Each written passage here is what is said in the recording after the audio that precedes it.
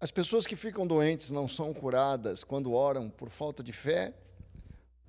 Uma interpretação que ficou muito popular no cristianismo é do texto de Isaías 53, que diz que Jesus tomou sobre si todas as nossas enfermidades. Está lá em Isaías 53, verso 4 e 5, diz assim: certamente ele tomou sobre si as nossas enfermidades e sobre si levou as nossas doenças. Contudo, nós os consideramos castigado por Deus, por ele atingido e afligido. Mas ele foi transpassado por causa das nossas transgressões. Foi esmagado por causa de nossas iniquidades. O castigo que nos trouxe a paz estava sobre ele, e pelas suas feridas fomos curados. Se a Bíblia diz que nós já fomos curados, por que é que eu ainda adoeço e muitas vezes as pessoas adoecem, oram para ser curadas e não são curadas? É falta de fé. Essa é uma interpretação muito popular que surgiu com um movimento no meio evangélico ali pelos anos 60, 70, que se chamava Palavra da Fé. Se você tiver fé, se você declarar, você vai ser curado. E se você não é curado é porque falta fé. Porém, não é bem assim. Essa é uma interpretação que não encontra respaldo na Bíblia. Porque a Bíblia também diz que Jesus já venceu a morte. Se você vê ali em Atos capítulo 2, diz que Deus o ressuscitou dos mortos, rompendo os laços da morte, porque era impossível que a morte o retivesse. Esse texto de Atos diz que Jesus já rompeu os laços da morte, quer dizer que a morte já está sem as suas garras, vamos dizer assim, né? E em João 11, Jesus diz: eu sou a ressurreição e a vida. Aquele que crê em mim, ainda que morra, viverá. E quem vive e crê em mim, não morrerá eternamente.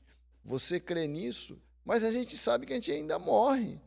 Jesus venceu a morte na cruz. Jesus ressuscitou, a morte foi derrotada, assim como as nossas doenças foram levadas.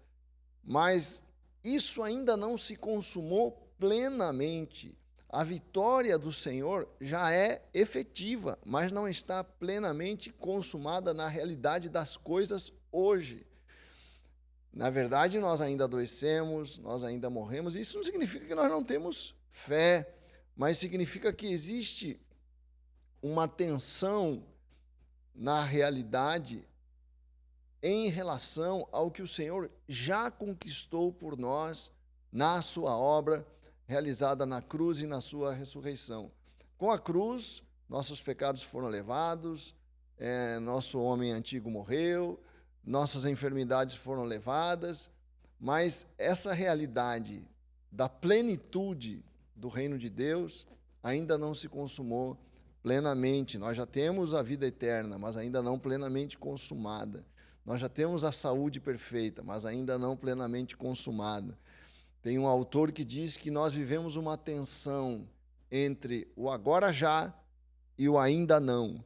Agora já, Jesus já conquistou a vitória, mas ainda não temos isso plenamente na nossa vida. Agora já, Jesus já conquistou a vida eterna, mas nós ainda temos que enfrentar a morte.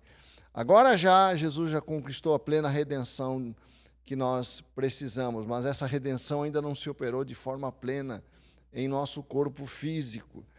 Por isso que a Bíblia fala lá em Romanos, capítulo 8, 22, sabemos que toda a natureza criada geme até agora, como em dores de parto. E não só isso, mas nós mesmos, quer dizer, nós cristãos, que temos os primeiros frutos do Espírito, gememos interiormente, esperando ansiosamente nossa adoção como filhos. Esperando, presta atenção, a gente só espera aquilo que ainda não aconteceu, a redenção do nosso corpo.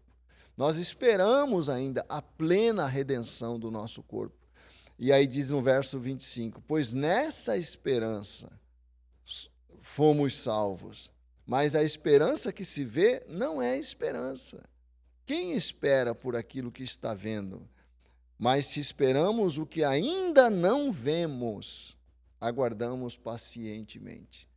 É isso que nós aguardamos, essa plena redenção. Então, não julgue o seu irmão que está enfermo, não diga que ele falta fé, que se ele tiver fé ele vai se curar, e nem use essa passagem de Isaías como se todos tivessem a obrigação de ser curados quando estão enfermos, porque Jesus já levou sobre si toda a enfermidade. Realmente levou, mas essa redenção que ele conquistou na cruz ainda não está plenamente consumado, por isso o apóstolo Paulo diz que nós esperamos isso se consumar plenamente, pacientemente. Pense e creia. Não se esqueça que na próxima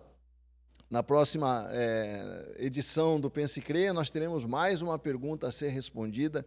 A pergunta é a seguinte: se Jesus diz para nós amarmos os nossos inimigos, como é que nós podemos conseguir fazer isso? Não é natural eu amar alguém que me odeia. Como é que eu posso conseguir amar o meu inimigo? Por que Jesus deu essa ordem? Por que Jesus deu esse mandamento? E como é que eu consigo cumprir na prática esse mandamento? É o que veremos no nosso próximo Pense e Creia.